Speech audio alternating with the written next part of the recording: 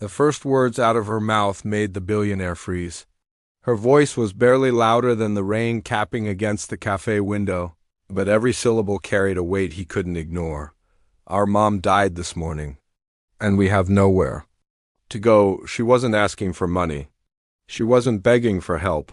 She was simply telling the truth, raw, unpolished, and heavy enough to pull the air out of the room. Beside her, a little girl clung to her arm, eyes wide, cheeks still wet with tears. For a long moment, the billionaire just stared at them. In his world of boardrooms, private jets, and contracts worth more than small countries, he thought he'd seen it all. But nothing in his life had prepared him for this. Hours earlier, these two sisters had been strangers, lost in a city that didn't notice them. Now, somehow, they were sitting across from the one man who could rewrite their story with a single decision. And they didn't even know his name. The day had started in a way neither of them would ever forget. It was just before sunrise, when Amira woke to the sound of her mother's shallow breathing. The older woman had been sick for weeks, but this morning, it felt different. Her skin was pale, her eyes half closed, and her voice barely above a whisper. "Look after your sister," she had murmured, her hand trembling in Amira's. Minutes later she was gone. The paramedics came and left in silence, their boots squeaking on the worn linoleum floor. They said words Amira couldn't process. Natural causes, no foul play, you'll need to call someone. But there was no one to call. Their father had been gone for years, and the only relatives they'd ever met lived states away, with no means to take them in. By the time the sun had climbed above the skyline, the sisters were alone in a home that suddenly felt like a stranger's. The fridge was almost empty. The rent was due in 4 days. The rain had begun to fall, slow at first, then heavier. Until the sound of it drowned out everything else, Amira packed a small backpack with whatever she thought they might need, a change of clothes, her mother's worn Bible, and a photo of the three of them from when her sister was just a toddler. Then she took little Zuri's hand and stepped into the rain. The city felt colder than usual. People rushed past without meeting their eyes, umbrellas tilting, away from strangers. Amira didn't know where they were going. She just kept walking until they reached the bus stop at the corner. That's where they first saw him. Not the billionaire, not yet, but the boy who unknowingly started the chain of events that would bring them together. He was tall, maybe 18, with a calm, steady presence that stood out among the restless crowd.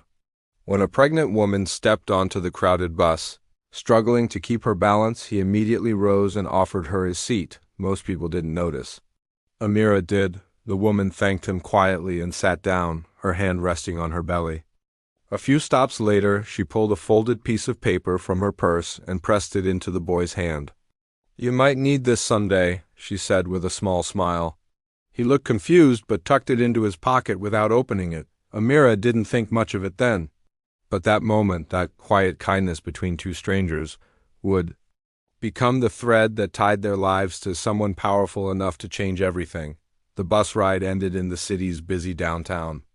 People scattered in different directions, disappearing into shops, offices, and side streets. Amira and Zuri wandered aimlessly, their shoes soaking through, their stomachs empty. They found themselves in front of a small cafe, the warm glow inside almost pulling them through the door. They didn't have money to order anything. But the owner, an older man with kind eyes, let them sit at an empty table near the window to get out of the rain. That's when the door opened and he walked in, the billionaire. He wasn't flashy, no bodyguards, no expensive watch on display, but everything about him spoke of quiet power. His coat was tailored, his posture confident, and his eyes sharp enough to catch every detail in the room. He ordered a coffee, then sat down at the table next to theirs. It was Zuri who noticed him first. She whispered something to Amira, who glanced over and quickly looked away. She didn't know who he was, but she could tell he was someone important. Minutes passed in silence, until the cafe owner approached their table and gently asked if they were okay.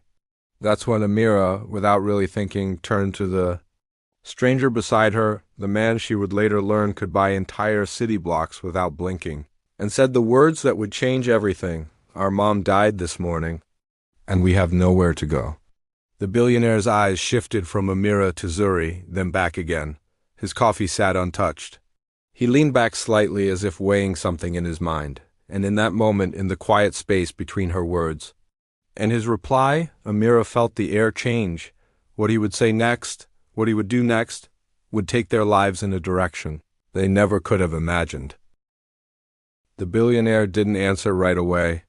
He just kept looking at them, his gaze steady, searching. Amira's heart pounded in her chest. She had no idea why she'd spoken to him. Maybe it was the way he carried himself. Maybe it was just desperation finally breaking through. Zuri shifted in her seat, curling closer to her sister.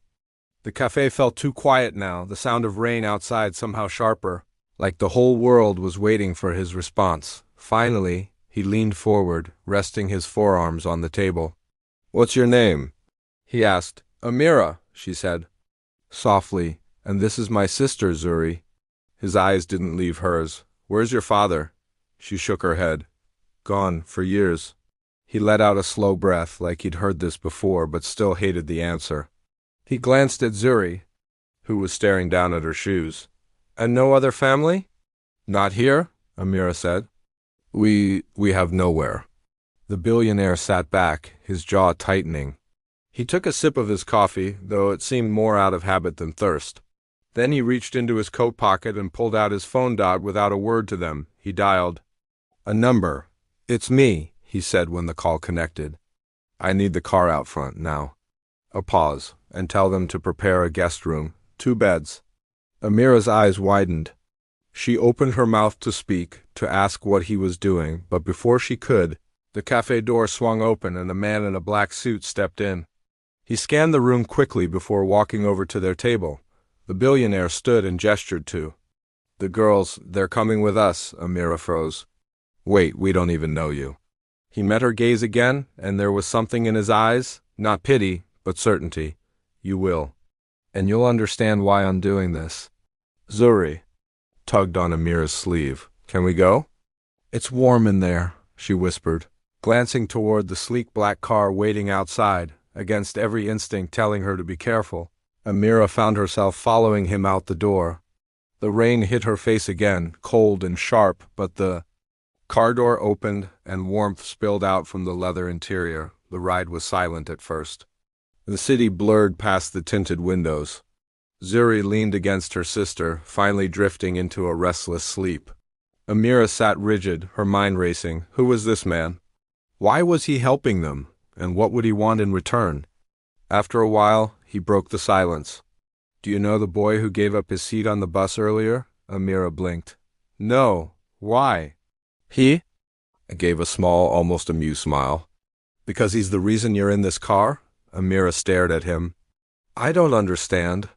"You will," he said simply, turning his gaze back to the rain-streaked window. The car pulled into a gated driveway, and Amira's breath caught. The house, no, the mansion, that rose before them looked like something out of a dream. Tall glass windows, marble steps, lights glowing warmly against the storm outside. The doors opened, and staff appeared as if they'd been waiting all day. Someone took their wet jackets, another brought towels. Amira felt like she'd stepped into a different world entirely. The billionaire led them up a grand staircase and into a bedroom larger than their entire apartment. 2 queen-size beds, soft blankets, and a view of the city skyline. "This is yours," he said, his tone final. Amira's throat tightened. Why are you doing this?" He paused at the doorway, his back to them. "Because once, a stranger did the same for me. And it changed everything." Before she could ask what he meant, he was gone. Amira sat on the bed, still trying to piece together the events of the last few hours. Zuri was already curled up under the blankets, her breathing slow and steady. Somewhere in the mansion, the billionaire was on another call. "Yes," he said quietly. "Find the boy from the bus. I owe him a debt." The rain outside began to fade, but Amira had the sinking feeling this was only the calm before the real storm, whatever was about to happen. It was bigger than anything she could imagine. The storm had passed by morning, leaving the city washed clean under a pale golden light. Amira woke first, blinking at the unfamiliar ceiling. For a moment, she thought maybe it had all been a dream, the cafe, the car, the mansion. But then she turned her head and saw Zuri sleeping peacefully in the softest bed she'd ever touched. She sat up slowly, her mind still buzzing with questions. Down the hall, faint voices drifted from somewhere deep in the house. She hesitated, then slipped quietly from the room. Following the sound, the mansion seemed endless polished floors that reflected the sunlight, walls lined with art that looked like it belonged in a museum. She moved carefully, half afraid she'd get lost, until she reached a doorway. Inside, the billionaire sat behind a wide mahogany desk, speaking to a man Amira didn't recognize. The man in the suit held a tablet, scrolling through something. On the screen. Yes, I'm sure, the billionaire was saying. Find him. His name is David. Start with the bus route from yesterday. He may not know what he started, but I intend to make sure he's rewarded for it. Amira frowned. David, the boy from the bus. Why was he so important? She stepped back before they could notice her and returned to the bedroom, but the question gnawed at her. She didn't even know this man's name, yet he seemed to know exactly who they were, and more than that, he was moving pieces in some game she couldn't see. By mid-morning, breakfast arrived, a tray piled high with eggs, toast, fruit, and hot chocolate for Zuri. The billionaire appeared just as the staff left, dressed in a crisp suit, his expression unreadable. I have business to attend to, he said. You'll be safe here. If you need anything, ask Samuel. He's the man you saw with me yesterday. Amira nodded, but she couldn't help blurting out, Why are you looking for the boy from the bus? His gaze lingered on her for a moment. Because kindness should never go unnoticed. And because you wouldn't be here if not for him.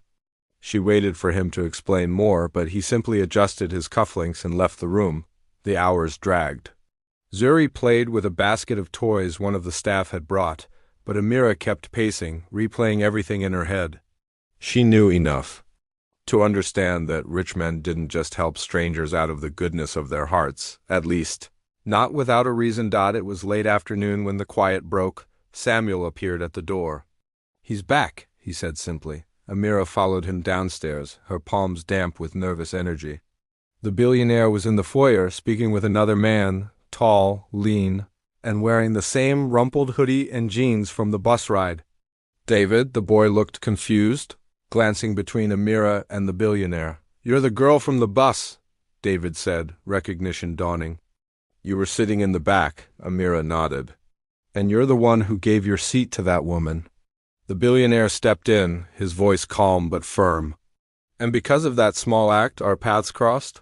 Which means you've earned something most people never get. David looked wary. What do you mean? The billionaire smiled faintly. An opportunity. Before David could respond, the billionaire's phone buzzed. He glanced at the screen, and his expression shifted, not anger, but something sharper. We'll talk more later, he said, sliding the phone into his pocket. Right now we have a bigger problem. Amira's stomach tightened.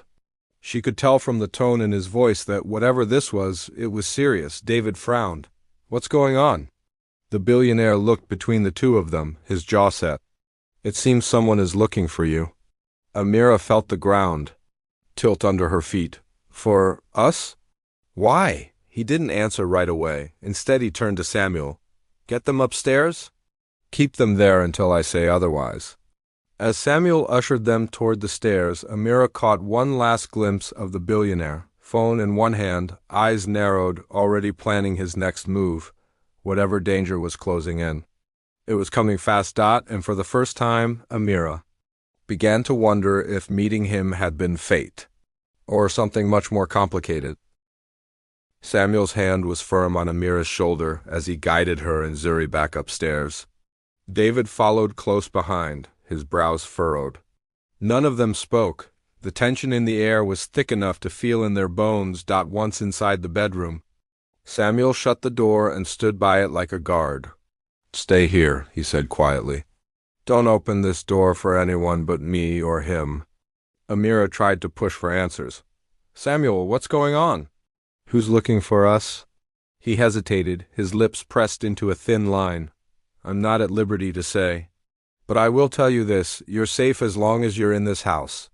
He doesn't let harm come to the people under his roof. The way Samuel said he made Amira realize just how much loyalty the billionaire commanded. But it didn't erase the knot of fear forming in her chest.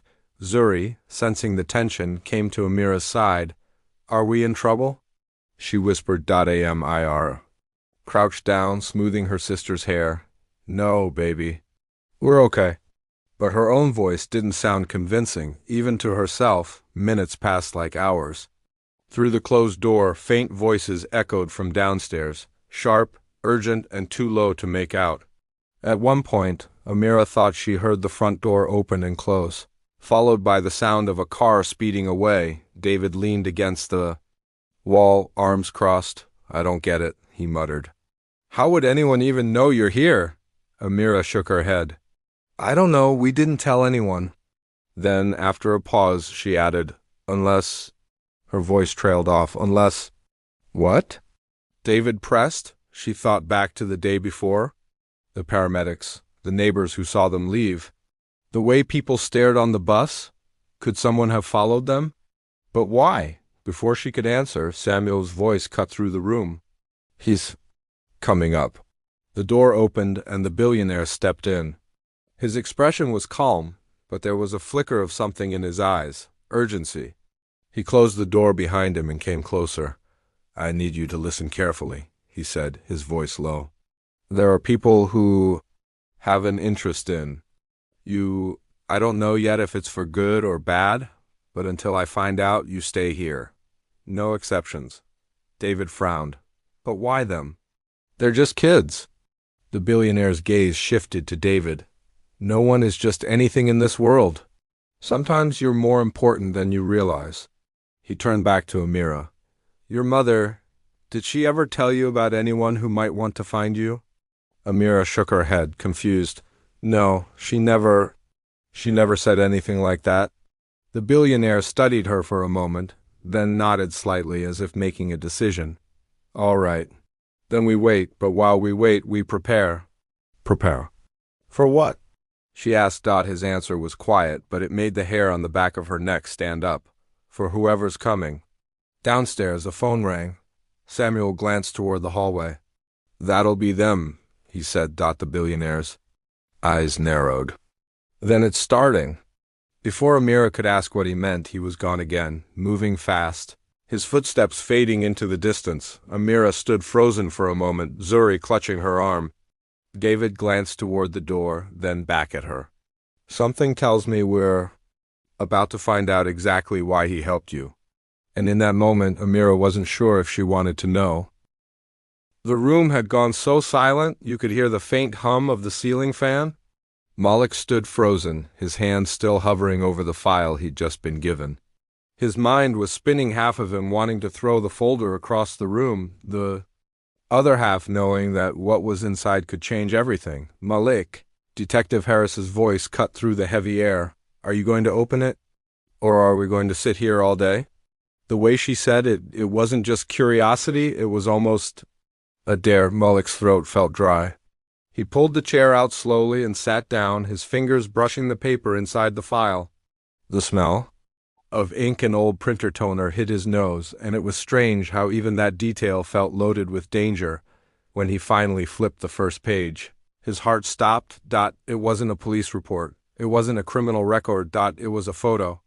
Photo of him, taken just yesterday. In the shot, he was leaving his apartment building, coffee in one hand, keys in the other. The timestamp in the corner showed 7:42 a.m. Who took this? Malik demanded, his voice rising with controlled anger. Detective Harris didn't flinch. "That's what I'm trying to figure out. But if you keep reading, you'll see whoever it was has been watching you for a while." The next page was worse. More photos. Him at the grocery store. Him walking down the block. Him on the bus. Each one taken from a different angle, some so close it made his skin crawl. "How long?" Malik asked, barely above a whisper. Harris's expression darkened. "At least 6 weeks, maybe longer." "And Malik?" "There's more." She flipped to the last page. Malik's stomach twisted. It was a list. A target list. 5 names, all neatly typed, with addresses and phone numbers. His name was number 3, number 1 and number 2, Harris hesitated. They're already dead.